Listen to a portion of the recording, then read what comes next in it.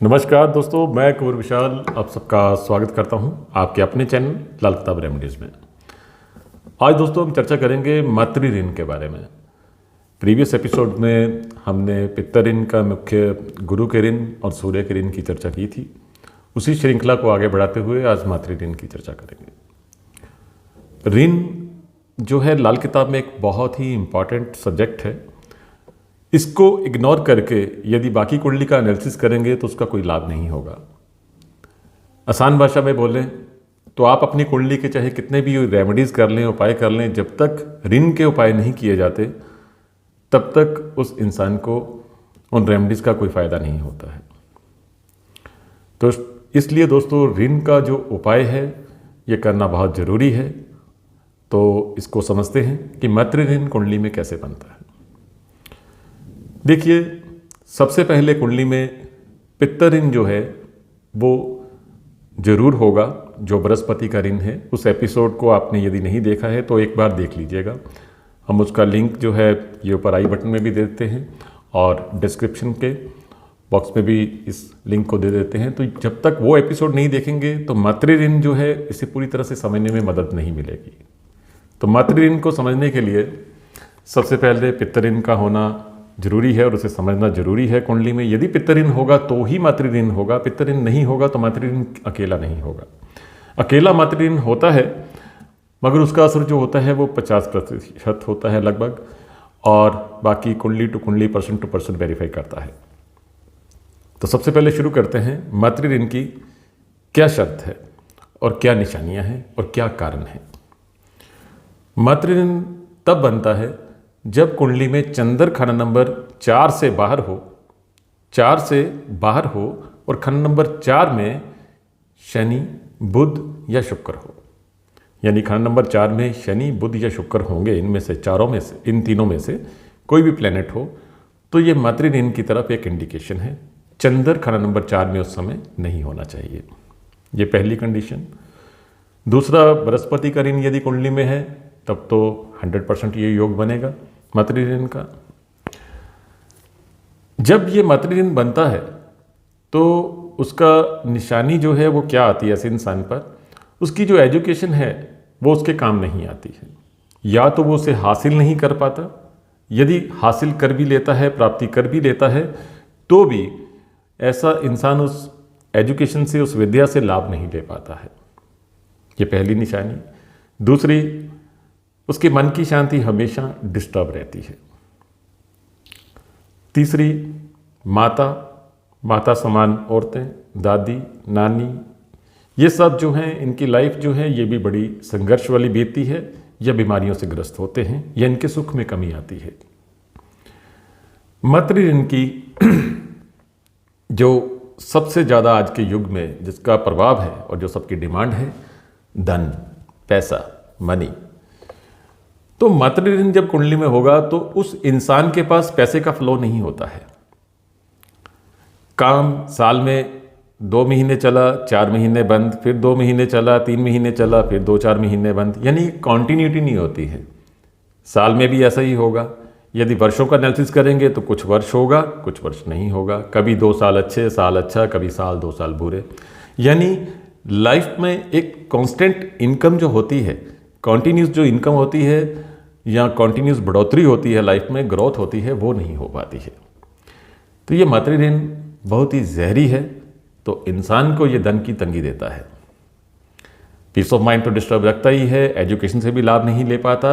और सबसे मेन चीज़, यदि ये आपकी कुंडली में योग होगा तो ये केवल आपके साथ ये घटना नहीं होगी, बल्कि जो परिवार में बाकी मेंबर्स हैं, जो आपके बड़े बुजुर्ग रहे हैं, उनके साथ भी पीढ़ी दर पीढ़ी यही होता रहता है। बल्कि खानदान में जितने भी ताए, चाचे वगैरह सब होंगे, उनमें भी कुछ कुछ बच्चों में ये सिम्टम दिखाई देंगे। तो क्योंकि ऋण का है, और ऋण जो होता है जहाँ तक खून का असर जाएगा वहाँ तक ये अपना असर करेगा। तो इसलिए इस मातृ ऋण का जो उपाय है ये करना भी बहुत ज़रूरी है। और सबसे पहले इस दोष को पहचानना जरूरी है। यदि ये दोष होगा तो ये काम होगा। यदि इन केस बृहस्पति का ऋण नहीं है, केवल मातृ ऋण है, यानी खंड नंबर 4 में शनि, बुध, शुक्र है, तब भी 50% असर इसका देखा गया है। मगर वहाँ पर कुछ एक कुंडली की और कंडीशंस भी एप्लीकेबल होती हैं जो कि यहाँ पर सभी डिस्क्राइब करनी संभव नहीं है। मगर फिर भी उस समय यदि चंद्र अच्छी हालत में है, माता का सुख पूर्ण है, तो इस योग में कुछ कमी आ जाती है, दोष में कुछ कमी आ जाती है। अब कुछ लोगों को ये लगता है कि उनकी कुंडली में ये योग है, मगर वो डाउट में रहेंगे कि ये हम पर है या नहीं है। तो उसके लिए बड़ा ही आसान सा तरीका है, एक मेथड है लाल किताब में। देखिए दोस्तों, हम लाल किताब में हम प्रैक्टिकली जो आप अपनी लाइफ में फेस करते हैं केवल उसी की चर्चा करते हैं। इसमें इधर उधर की कोई बात नहीं, टू द पॉइंट ही बात होगी। यदि धन की तंगी फील करते हैं और खानदान में किसी को भी एजुकेशन का लाभ नहीं मिला, या तो वो शिक्षा प्राप्त नहीं कर पाया, यदि शिक्षा प्राप्त कर भी पाया तो भी उसको कोई लाभ नहीं हुआ, माता दादी ये सब दुखी ही रही या किसी न किसी बीमारी से ग्रस्त रही। वैसे तो ऐसे इंसान के पास धन जुड़ता ही नहीं है। यदि धन जुड़ भी जाए कुछ देर के लिए तो वो किसी न किसी बहाने से खर्च हो जाएगा, चाहे किसी बीमारी पे खर्च हो जाए, चाहे नाजायज़ खर्चा हो जाए, कहीं पे कोई बिना मतलब का जुर्माना लग जाए, कोई बिना मतलब की आफत आ जाए। यानी कहने का मतलब ये है कि ऐसा इंसान कभी खुश होकर ये नहीं कहता कि आज मैं बहुत खुश हूँ, आज मैं आपको पार्टी देता हूँ। ठीक है, तो ये इंसान ऐसा कभी नहीं करते। यानी इनके पास, बेचारों के पास मौका ही नहीं मिलता लाइफ में कि ये ऐसा काम कर सके, किसी को खुशी से, अपनी इच्छा से कि आज मैं बहुत खुश हूँ, आज मेरा बर्थडे है या मैंने ये चीज़ ली है, लाइफ में ये अचीवमेंट ली है, तो उसकी वजह से मैं आप सबको एक पार्टी देना चाहता हूँ या गेट टुगेदर चाहता हूँ। तो ये चंद्र मंदे की सबसे बड़ी निशानी है। बल्कि ये जिनकी कुंडली में ये योग होगा, ऐसे लोग दूसरों के मुफ्त का माल उड़ाने के शौकीन होंगे। कहने का मतलब सोच वैसी हो जाती है। तो इसलिए यदि मातृ ऋण है तो सबसे पहले इसका उपाय कीजिए। उपाय बड़ा सिंपल है। आपने अपने कुल खानदान के बराबर जितने भी मेंबर्स हैं, अपने दादा से शुरू करना है। दादा से लेके आगे उनके जितने भी बच्चे हैं, इसमें आपकी बुआ भी आएंगी, उनके बच्चे भी आएंगे, फूफा भी आएंगे, बेटियां भी आएंगी, दामाद भी आएंगे, बहन भी आएंगी, जीजा भी आएंगे, सभी आएंगे, उनके बच्चे भी आएंगे। जो लाइव हैं उनको गिन लेंगे, जो दुनिया से जा चुके हैं उनको छोड़ देंगे, मगर उनके जो आगे बच्चे हैं उनको गिनेंगे। उन सबसे बराबर का धन इकट्ठा करके, जितनी भी मात्रा में धन इकट्ठा हो, उस धन से चांदी लेके एक ही दिन में चलते पानी में बहा देंगे। मगर ख्याल रखिएगा, जिन रिश्तेदारों से आप अपने पैसा नहीं ले सकते, जाति नाराज़गी की वजह से, या आपको मांगने में शर्म आ रही हो कि ये ऋण उतारना है, या किसी भी कारण से आप उनसे पैसा नहीं ले सकते, तो उनका 10 गुना अपने पास से डाल देंगे। जैसे मान लीजिए आप अपने परिवार के 4 मेंबर हैं और बाकियों का आपको यदि हिस्सा डालना है, तो 4 रुपये तो आपके बन गए। 1 रुपये के हिसाब से यदि मान लीजिए आपने 1 रुपया लिया, तो बाकियों का 10 गुना अपने हिस्से में शामिल करेंगे। यानी मान लीजिए यदि बाकी मेंबर 50 हैं आपके परिवार से बाहर, तो 50 × 10 10 500 बना, और 4 रुपये आपके, तो 504 रुपये हो गए। इसी प्रकार से जितने भी ऋण के उपाय होंगे, आगे हम चर्चा करेंगे, तो सभी ऋण के उपाय इसी ढंग से किए जाते हैं। अब दोस्तों, बात यह है कि ये ऋण आता क्यों है, और स्पेशली जिनकी कुंडली में चंद्र ऋण हो तो उनको कुछ विशेष बातों का ख्याल रखना चाहिए। पहले हम चर्चा करते हैं कि ये ऋण आता क्यों है।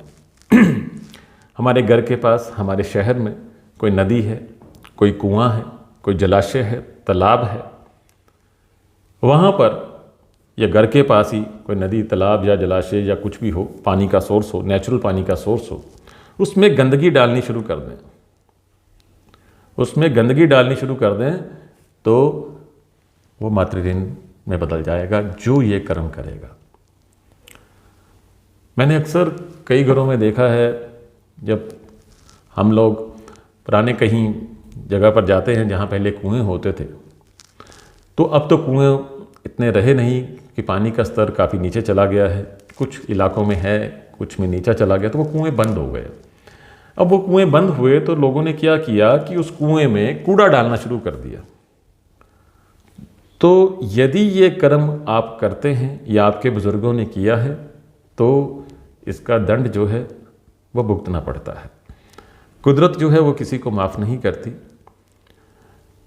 यदि ये कर्म हो चुका है और ये ऋण आप फेस कर रहे हैं, ये सिम्टम आप में आ रहे हैं, तो तुरंत ये रेमेडी कीजिएगा। और आगे से ख्याल रखिएगा, कभी जा रहे हैं, कहीं रास्ते में जा रहे हैं, किसी ने बाथरूम जाना है तो वो नदी आ गई, तो नदी की तरफ मुंह करके वहाँ पर गंदगी फैलाना या बाथरूम वगैरह जाना नेचुरल पानी में, जो कि नेचुरल पानी का सोर्स है, कोई नदी है, तो ये दोस्तों बहुत बड़ी तबाही देता है। आप सोच नहीं सकते यदि चंद्र पीड़ित होता है तो क्या क्या नुकसान करता है। अभी तो बात हमने केवल मन की शांति, धन और शिक्षा, इन तीनों की है, मगर इसका जो लॉन्ग टाइम पर असर है, जब लास्ट टाइम दुनिया से जाने का होता है तो इंसान बड़ा तड़प तड़प कर जाता है और बड़े तरह के दुख देख कर जाता है। उसका कारण क्या है? क्योंकि चंद्र जो है ये बिल्कुल उसका नष्ट हो चुका है इस तरह से। तो इस तरह हमारे दैनिक जीवन में बहुत सारे कर्म होते हैं जो अनजाने में हो जाते हैं, हम इतना उसे सीरियसली नहीं लेते हैं। तो इसलिए दोस्तों, यदि ये ऋण है तो इसका तुरंत से तुरंत इलाज करें। और एक विशेष बात, धन का जो फ्लो है, बहाव है, कितनी मात्रा में धन आना है और कितने फ्लो से आना है, वो कुंडली का खंड नंबर 4 बताता है।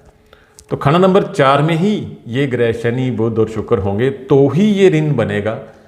तो ये जो चंद्र के शत्रु हैं, ये उस धन के बहाव को रोक देते हैं। तो एक तो आप इनका उपाय करेंगे, और दूसरा यदि बृहस्पति का ऋण या कोई और ऋण भी है तो उनका उपाय करेंगे। कुंडली में जितने ऋण होते हैं, इंसान यदि उनका इलाज करता है तो बहुत सुखी हो जाता है। फिर कुंडली के उपाय जो हैं, जन्म कुंडली के भी और वर्षफल के भी एकदम से असर करते हैं। इस प्रकार की जानकारी हम आपसे और भी शेयर करते रहेंगे। हमसे जुड़े रहिएगा, खुश रहिए, आबाद रहिए। धन्यवाद।